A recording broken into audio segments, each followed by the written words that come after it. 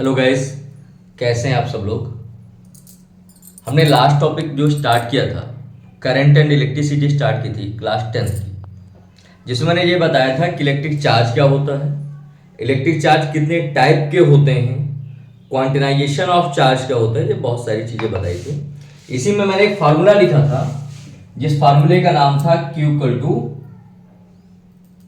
N into ई।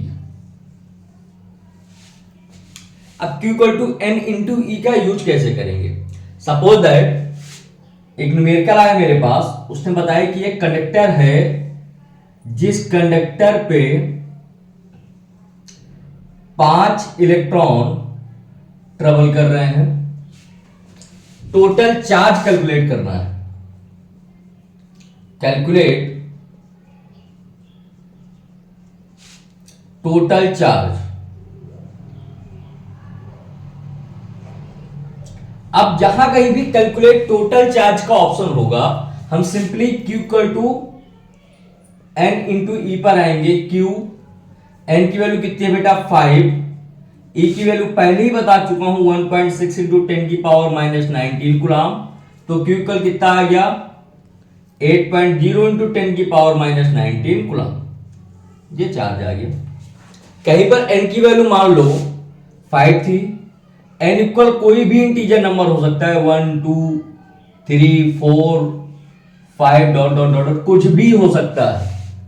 अगर Q पूछा उसने, टोटल चार्ज पूछा है, तो इस N को मैं इलेक्ट्रॉन के चार्ज से मल्टीप्लाई कर दूंगा तो मुझे पता चल जाएगा कि किसी पार्टिकल पे कितना चार्ज मौजूद है।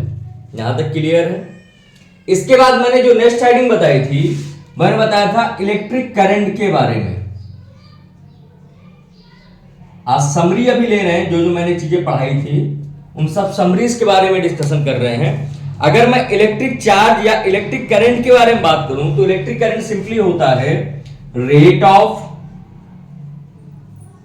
Flow of charge, rate of flow of charge in a conductor. किसी भी कंडक्टर में जो चार्ज का फ्लो रेट है उसको कहेंगे हम इलेक्ट्रिक करंट। इसको हम डिनोट कर रहे थे I से, I equal Q upon T था। यहां तक मैं चीजें आप लोगों को डिस्कस कर चुका था। अब इसके आगे आते हैं, आज के टॉपिक की बात करते हैं और आज के टॉपिक का डिस्कशन करेंगे। अब हमने डिफाइन कर लिया कि इलेक्ट्रिक करंट होता है rate of flow of charge. Physics एक ऐसी लैंग्वेज है जहां पर बिना यूनिट के हम कुछ भी डिस्कस नहीं कर सकते। तो अब हमारा नेक्स्ट टॉपिक होगा यूनिट ऑफ इलेक्ट्रिक करंट। मैंने बताया था कि I इक्वल होता है Q अपॉन T, ये फॉर्मूला सबको मालूम है। अब मुझे किसका यूनिट निकालना है बेटा, I का यूनिट निकालना है। तो I का यूनिट निकालने के लिए unit of I unit of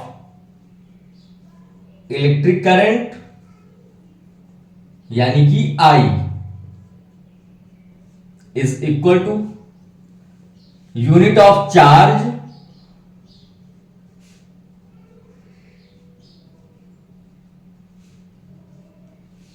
यानी कि Q upon unit of time यानी कि T। अगर चार्ज का यूनिट बात करें तो क्या होता है,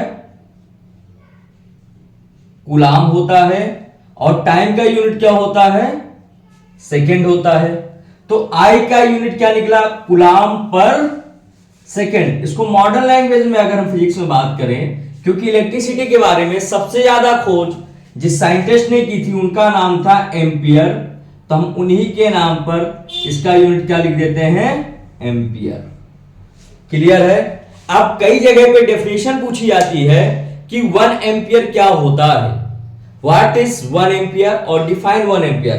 तो 1 ampere is a when in a conductor charge of 1 coulomb flowing in a 1 second, then electric current is known as 1 ampere. How can you identify it if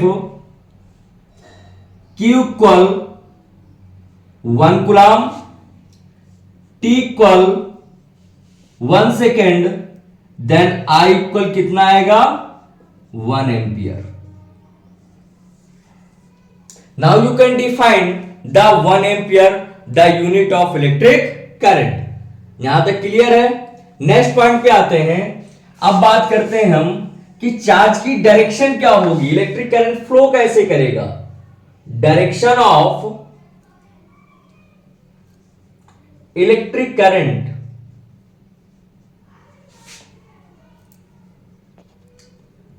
तो बेटा कोई डायरेक्शन अभी तक नहीं पता चली, पर जो हमारे पूर्वज थे उन्होंने कन्वेंशनल डायरेक्शन बताई थी. इसकी क्यों बताई थी, क्योंकि उस समय हमें केवल इतना पता था कि कोई चीज है जो कि लाइटिंग उत्पन्न करती है या प्रोड्यूस कर रही है, उसके बारे में हमें बताया गया था. हमें यह तो नहीं पता था कि उस पर चार्ज क्या है. अब अगर हम यहां पर डायरेक्शन ऑफ इलेक्ट्रिक करंट की बात करें, एफ, ये जो डायरेक्शन है ये फ्लो ऑफ इलेक्ट्रॉन को रिप्रेजेंट करती है. Flow of electron. अगर फ्लो ऑफ इलेक्ट्रॉन इस डायरेक्शन में है तो जो हमारा करंट का फ्लो होगा वो अपोजिट डायरेक्शन में होगा. फ्लो ऑफ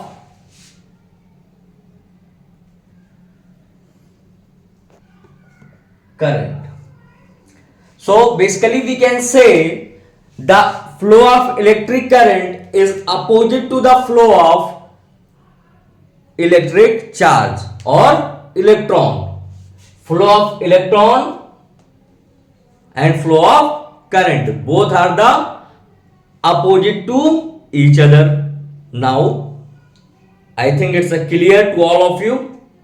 अब I equal Q upon T पढ़ लिया हमने, Q equal to N into E पढ़ लिया. अब इनके कुछ न्यूमेरिकल्स देखते हैं, कैसे इन न्यूमेरिकल्स का यूज करेंगे, कैसे हमारे एग्जाम पे जो न्यूमेरिकल आते हैं और कहां पर हम इनका किस फॉर्मूले का यूज कर सकते हैं. आते हैं न्यूमेरिकल पे.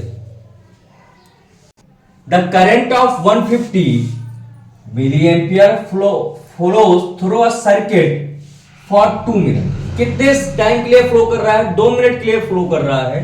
निकालना क्या है, find the amount of charge that flow in a circuit. मुझे अमाउंट ऑफ चार्ज को कैलकुलेट करना है. सॉल्यूशन पे आते हैं इसके. बेटा बहुत सिंपल सी ट्रिक है, बहुत सिंपल सॉल्व करके देखेंगे. सबसे पहले देखते हैं यहां पर गिवन क्या क्या है.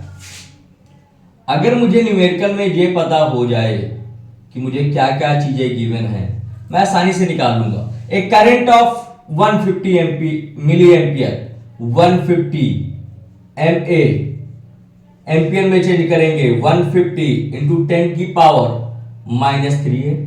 एक चीज मिल गई. Through a circuit for 2 minute, time मालूम है, time T equal 2 minute. Second में चेंज करो, 2 इंटू 60 कितना हो गया 120 सेकेंड. और कुछ मालूम है क्या, नहीं मालूम. क्या निकालना है, द अमाउंट ऑफ चार्ज. क्या कैलकुलेट करना है हमें, Q को कैलकुलेट करना है. एक सिंपल फार्मूला हमने पढ़ा था, we know that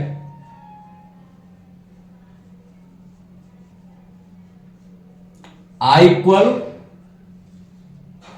Q upon T. Then Q equal क्या हो जाएगा बेटा, I टू T. I की वैल्यू भी है 150 इंटू 10 की पावर -3. T की वैल्यू कितनी है 120. सिंपली समझना है. चलो अब और कुछ तिकड़म बढ़ाते हैं. इसका पूरे का कैलकुलेशन करो आप लोग, कितना होता है बताओ जल्दी से. इसको पूरे का कैलकुलेट करोगे तो ये आएगा 18 कूलम. ये हो गया आपका आंसर. अगले न्यूमेरिकल में आते हैं. अगला न्यूमेरिकल क्या कहता है हमारा, एक बार और इसको समझ लो.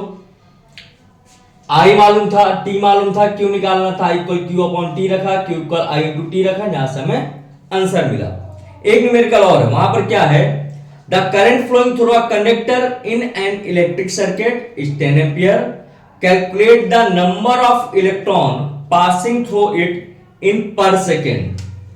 क्या मालूम है? The current flowing through a conductor is 10 ampere. Calculate the number of electron passing through it in per second. चलो सॉल्यूशन पे आते हैं। क्या क्या गिवन है? मैंने पहले ही बताया था पिछले वाले न्यूमेरिकल में कि मुझे गिवन चीजें मालूम होनी चाहिए। आई इक्वल मालूम है बेटा 10 एम्पियर। टाइम कितना है? पर सेकेंड बोला ना उसने, पर सेकेंड का मतलब है 1 सेकेंड। क्या निकालना है? Calculate the number of electron, यानी कि हमें क्या निकालना है बेटा? एन निकालना है। ई को मैं जानता हूं कितना होता है, 1.6 इंटू 10 की पावर माइनस 19 कूलम। चलो यहां भी फॉर्मूला यूज करते हैं। We know that I equal Q upon T तो होता है, पर मैंने एक फॉर्मूला और पढ़ा था, क्यू इक्वल क्या होता है? एन इंटू ई भी होता है। सो आई इक्वल क्या हो जाएगा? एन ई अपॉन टी, इसका इस पर मल्टीप्लाई करा दो। I T equal N E, N equal क्या निकला? आई टी अपॉन ई निकल आया। यहां से देखते हैं, वैल्यू पुट करते हैं। आई की वैल्यू है 10, टी की वैल्यू है 1, ई की वैल्यू होती है 1.6 इंटू 10 की पावर माइनस 19 कूलम। यहां से पॉइंट हटाओ, 0 बढ़ा दो। एन इक्वल 116 इंटू 10 की पावर माइनस 19। काटो,